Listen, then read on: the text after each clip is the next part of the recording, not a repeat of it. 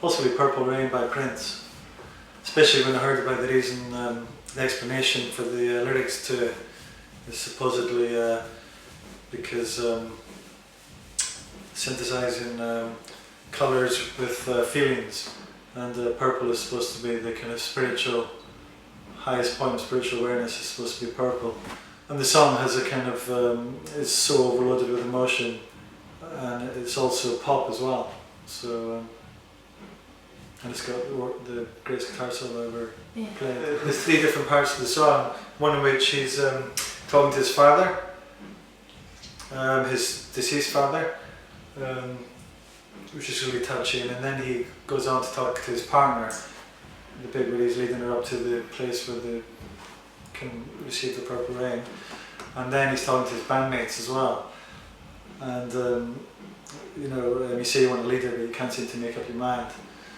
So he's kind of in a crisis, an identity crisis, when he has all the stuff coming down on him. You know, the memory of his father, who is also a musician, he wants to live up to his father. Then his band, who are putting all this pressure on him and his job is to lead them to this high place, which again is the Purple Rain. And then also his girlfriend, where he's very close to her, and also in the song you're not sure if it's a girlfriend or a very close friend, and he's not sure whether or not to take it to a sexual level. And so to me that's quite powerful. Yeah. And I think it was, for him it was a mission statement, and that's why it's such a powerful song.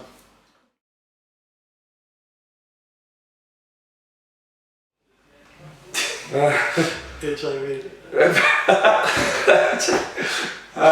One of the biggest risks is probably with gamble. Oh, sorry, carry on. Were you going to say GAD?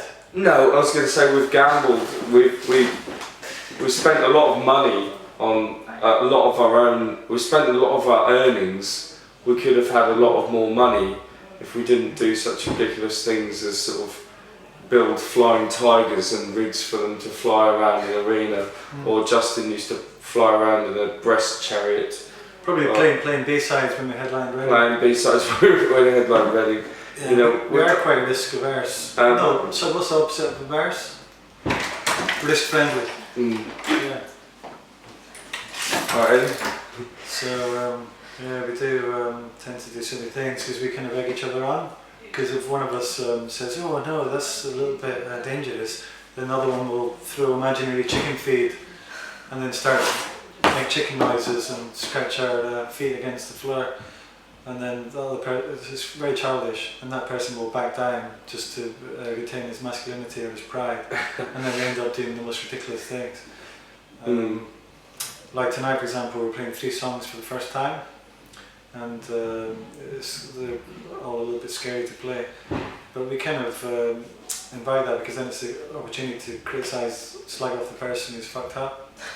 Yeah, I mean, it's like touring more entertaining. It always feels like there's always more attention on you in London. You know, there's more press, there's more journalists, you know, and often when you do a tour, because we're doing a tour and we're going up north, we're going to Ireland, we're going all over the place, and usually you start somewhere further away and then work your way around the country and finally come back to London. By the time you hit London, you're completely warmed up, you know everything. We're starting off in London. Well, we're starting off in London. Just for the hell of it. And we're playing 3 songs that we've never played live before, ever, you know. So we like to put pressure on ourselves. So yeah. Otherwise it gets boring. All these, what's the word? We don't make it easy for ourselves. We don't say.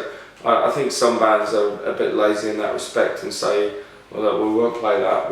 We'll do a simpler version of that or whatever. But we sort of try to push ourselves. You know? I'm not sure we're hard working though. I just think we're a bit stupid. Yeah, it is more sort of stupidity than we're quite proud to be dumb. Yeah. To be the dumbest people out there. I think it's very underrated. Although I did go and practice that song on my own yesterday. You know. Jeez. Some of us are hard work. So that's a gold star for me. It's true. Yeah.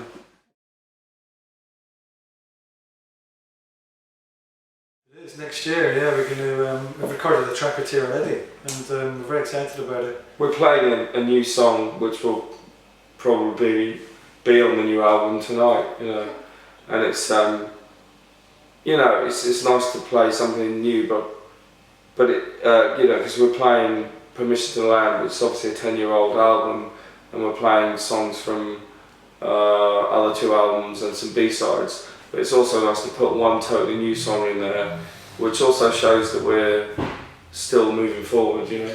Yeah, this song hopefully is a template for the album in the sense that it's influenced by the stuff that we're into apart from classic rock, you know. Like Yeah, this track is Bloody Valentine and more 90s metal. It's a mixture of those two things. Dan's always been a Bloody Valentine fanatic. Well, I am too, in fact, but he really brings out his guitar in, or he's starting to. So next album's going to be interesting, I think. Yeah, I think we're going to widen the